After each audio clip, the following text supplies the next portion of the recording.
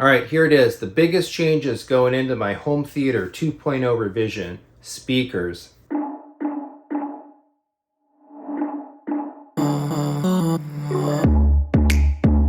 So when I did my room 3.5 years ago, I spent a lot of time thinking about what kind of speakers do I want, what type of form factor, how do I want them to fit into the room, what brand do I want, how much do I want to spend. I want to make a good purchase, get a lot of value for the money that I spent, so on. And I ended up with a room full of focals. I bought the front three, the left, center, and the right, in the Electra, at the time, the outgoing Electra line. I bought the 1038 beryllium towers, the matching Electra center, and I went down line to the Aria using the 906s for all four of my surround positions and all four of my height positions. I was running all of my wire on wall, in room, and so I wasn't at the time thinking about or trying to cut into anything and do a deeper level of integration with the speakers. And since then, I would say I'm ecstatic with the choice of Focal. I've developed really an affinity, I think, for this brand, and I love a lot of the logistics of what they make and how they make it, making stuff in-house, designed and built in France. The fact that this company designs and builds their own drivers, they're not just integrating drivers from another company. They have great style, in my opinion, although that might be a little polarizing for some of their speakers. I think they look awesome. I'm a big fan of the materials that they use. I like the uniqueness. Not everybody's using beryllium, the flax drivers, and the other things that they do. I'll venture to say, full stop, I'm kind of a Focal fanboy at this point. I might as well buy the shirt. Honest to goodness, they make excellent speakers. Go look for any review of pretty much any Focal lines, from the Utopias all the way down to the Coras and the Arias, and you're going to find people loving these speakers, and rightfully so. When I did my room originally as well, I got such a mega deal on that front array. The Electra line was being discontinued at the time. I bought some of the last models available at such a significant closeout. I just couldn't even pass them up, regardless if I wanted to choose something else or do something different, even within the Focal lines. It was just too much of a sweet deal, particularly for speakers that originally MSRP'd for like 14 grand a pair. The other thing too, when I went for the towers and I set things up that way, is I really thought I was going to be doing 2-channel music in this room. I thought it was going to be a mixed space. I figured I'd hang out down there more. It'd be a place in the house that I would go to. The reality, how many 2-channel listening sessions have I had in that room with myself or with other people? Goose egg. So I'm using my room for home theater, I'm using it for video games, and I'm using it for high quality TV shows. I do have one concert loaded on the Kaleidescape that a friend and I were thinking about watching. We haven't done it yet. But if I'm going to do music in this space, it's going to be multi-channel music. It's going to be concert type stuff. I can accept the fact that it's a bust. It's not a 2-channel room. I'm going to take my 2-channel aspirations up to the living room, the space in the house that we're in, where other people can enjoy it as well. And it's just going to get more used. The other thing that I think was still a smart call about my speaker choices, but just doesn't sit right with some of my levels of OCD, is I did mix 2 different lines of Focal. I went with the Electras up front. I stepped down 2 lines essentially to the Arias for all of those other positions. And yeah, they sound great. They have the same kind of like tonal DNA. They're different tweeters. They're different mid-ranges. And I don't know, I would like, for home theater particularly, I just always have this buzzing in the back of my head. I would like to bring the room to the same line level of parity across the board. And I just couldn't do that when I did the room originally. Despite the markdowns that were available in the Electra line, buying 8 Electra bookshelves just would not have been tenable in the budget of everything else that I was doing to establish the first build out of this home theater space. The other thing about choosing speakers the way that I did, of course, buying the big towers, they have to be set out into the room. The center has to be set out into the room. I've got a 135-inch 16:9 screen, and even with the rebuild, my screen is going to stay that high, even as I go wider. So that center is below a very, very tall screen. And while I can try to convince myself most of the time that, sound is coming from the screen and not the speaker, it's on an angled speaker stand, I don't know, sometimes I still feel it, right? Sound is not linked to the screen. It's not anchored to the screen. And again, I'm not getting the benefit of having these amazing towers listening to music in the space. I'm watching movies. I'm using it for home theater. I want my sound anchored to that screen despite the awesomeness that is still these speakers. Now, part and parcel with that as well, I went for the height positions because try as I might, I couldn't come up with a good solution how to hang or put those Aria 906s directly over the listening position. I would have much rather had my Atmos speakers be directly above firing down. So I compromised. I did the wall mounts and I put the speakers, I put those Atmos positions as heights instead of overheads. And I'd like to fix that as well. Again, it's home theater. I want the speakers at their prime position for really where they should be according to that multi-channel immersive spec. Another element, as I'm upgrading my subwoofers, I'm going to bring some more power in here. I'm going to bring some more rumble. So having speakers on stands, having those big, pretty big bookshelves, heavier bookshelves sitting on those wall mounts, once things start to rattle, I'm really afraid something's going to drop off. So there's kind of a fringe benefit of it as well, that getting the speakers out of the room and secured in a more integrative way, I think is to the benefit of moving the room forward further in the home theater sense for all of the other changes that I have planned as well that I've been talking about in the related videos. Now, like I mentioned, when I did the room originally, I didn't really even consider the concept of in-walls because I was concerned with how am I going to get the wire to these spaces. The room was finished. I didn't want to tear into things too much. And so I opted for the solution that I've detailed in some of my builder videos where I surface mounted all my wiring around the room on the lower portion of the wall, and I hid it in channels behind curtains and such. So it all looks clean, you can't see any of it and so on. And what I essentially did, as I've come to realize, is I solved of how can I use an in-wall, on-wall type setup with this type of wiring, which is basically get from my rack through the wall, surface mount as I did through all those channels. But when I get to the position where I want to put the speaker in wall, all I need to do is go into the wall from inside the room up to where the speaker would be, and I'm there.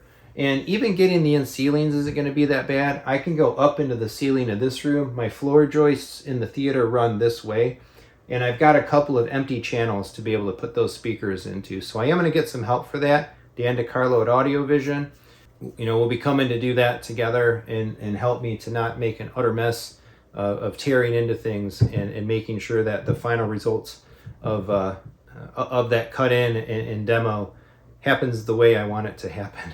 So the other thing I'll say about speakers, and I made a mention of this in a prior video as well, is one of the things about my space is I don't need to add any speakers to it.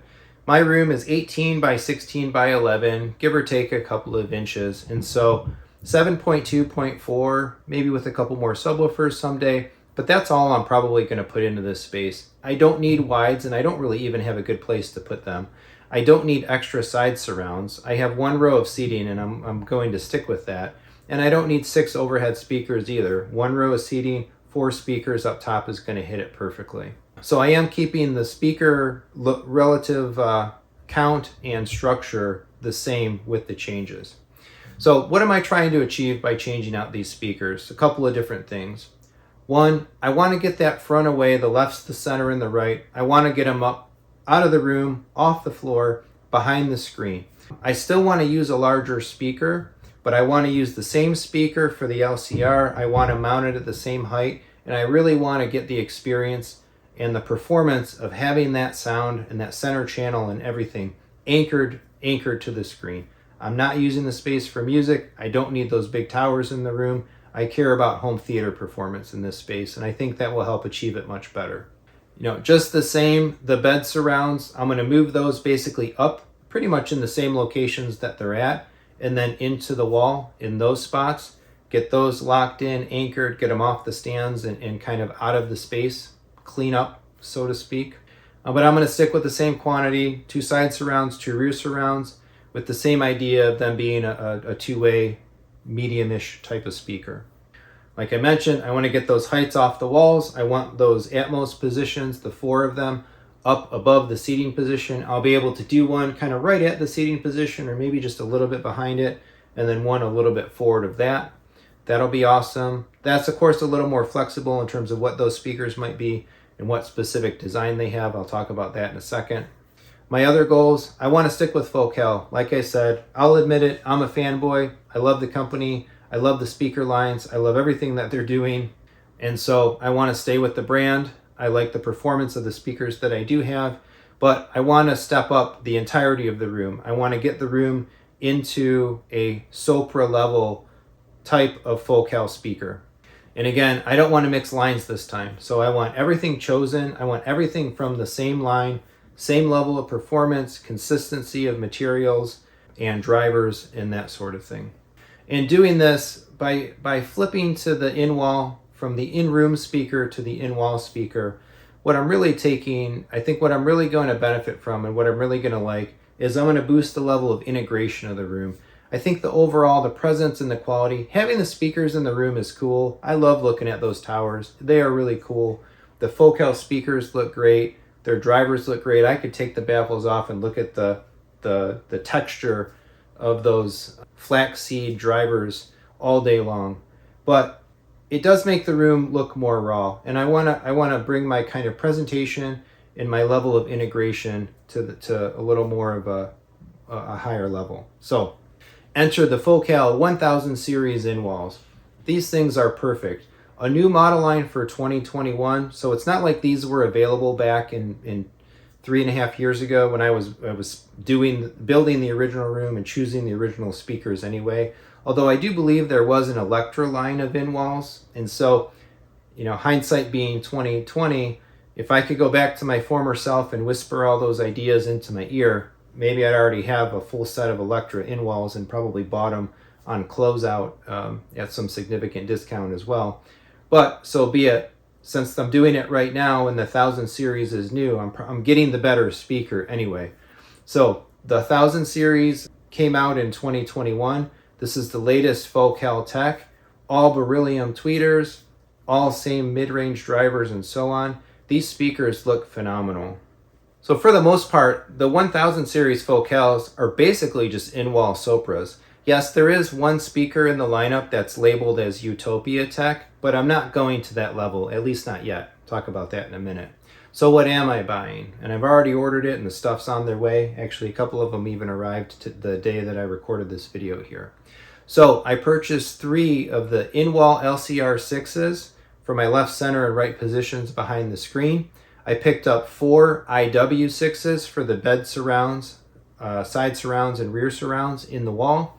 And I picked up 4 of the ICW6, the round with the beryllium tweeter in the center, fixed firing down for those 4 overhead Atmos positions.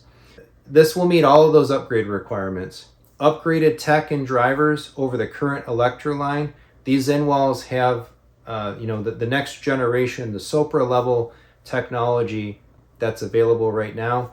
I'm bringing all of the channel positions in the room to the same spec, same drivers at that higher level. And so this speaker array in this room is going to be just phenomenal, I think, from a blending and a performance and an integration level.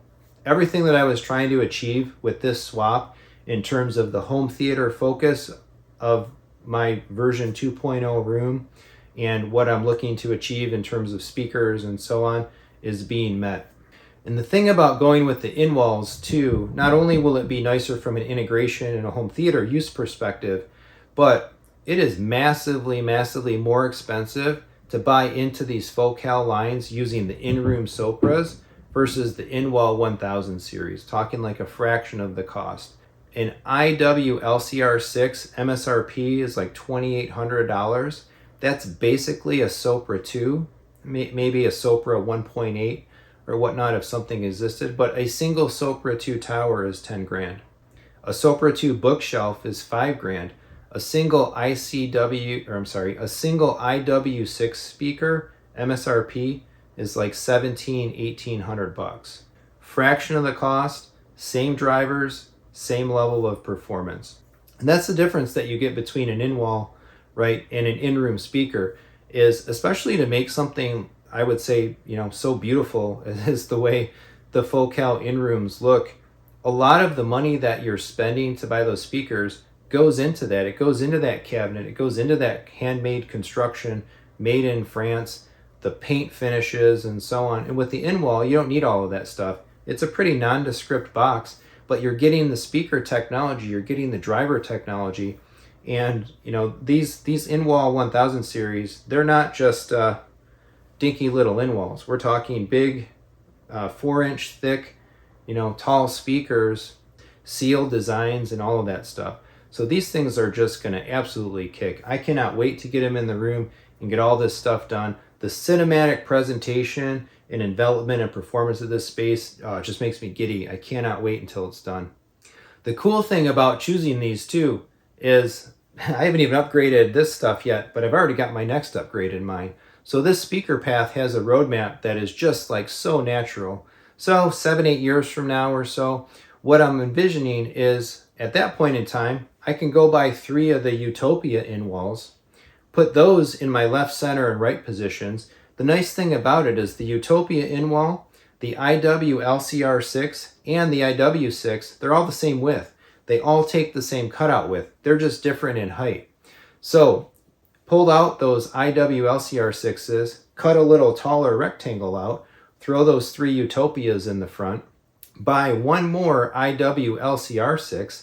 Now I have 4 higher quality speakers to use for my 4 surround positions. Perfect. Then take the 4 IW6s that were formerly in the surround positions out and put them in the Atmos positions overhead, and just take those 4 ICW6s and sell those off. So I'm buying 1 speaker, selling 4, buying the Utopias as well, of course, which is going to be no small endeavor. But this is something, again, way down the road when finances change it. I'd love to make that the speaker spec right now for sure, but it's just not in the cards, particularly with everything else that I'm doing in the space. I think I'm already going to be at 90% of the performance that I can achieve with this system anyway. The Utopias would be just that final stretch of diminishing returns. But I think what Focal has done with this 1000 series is just pure awesome. And so, this company makes such great in-room speakers, but to take all of that tech and build such a well thought out in-wall, in-ceiling type of design or type of line using that tech and pricing it like they did, I don't think there's a better value or option, despite it being expensive, of course, still. Performance-wise and everything, it's gonna rock. I cannot wait to get it done. I think in the long run too, my goal will also be to move up to these Focal in-walls in the living room, to upgrade from the Triad Silvers and so on. And so given that that's at the place where I'm looking to take my 2-channel listening, might still considering the option of doing some vinyl and that sort of thing, that might be a room that gets a pair of Utopias and maybe a Utopia sub just for a 2-channel setup sooner than I might be upgrading anything else in the theater. So I don't want to get too far ahead of myself, but I've already got the ideas. The wheels are spinning for that 10-year time horizon. You got to have the big goals, right? This should be an insanely great audio upgrade in the home theater, better positioning, better imaging, newer, better speaker technology, the latest drivers, a consistent array of models all across the room, and just all built for this focused, cinematic home theater experience. And I'll be talking about everything related to what's going on the channel. The 1000 series have already started to arrive. I'll unbox every one of them, give a full breakdown before they go in. I'll cover the installation, and of course, a whole lot of review sentiment and listening sentiment and all of that coming up. There's so much stuff happening in the space. This 2.0 project is literally a complete overhaul, a complete revolution of the room. Doing it as a DIY, but also working as well with Audiovision and Dan to bring in an integrator perspective and get kind of the best of both worlds from my own ideas and getting my own hands dirty for doing so much of the room myself, but taking advantage of the expertise of an integrator and fixing some of the things that I think us in the enthusiast space and I certainly got wrong in my room. So hopefully these videos have been helpful, kind of going over the mentality of these ideas and the changes and so on. And I'll be catapulting from here into the actual equipment and doing the work, and hopefully in just a matter, relatively short period of time, I'll be sitting in the 2.0 theater watching my first movie. Thanks for watching. Please like and absolutely subscribe. Please, please, please subscribe to the channel. Hit that bell for notifications. And if you look down in the description below, you can find some ways to support the channel. I'm spending gobs of money. I would love to help, love to have this endeavor help subsidize some of that stuff. So if you have it within you, take a look. Thanks for watching. So much more coming.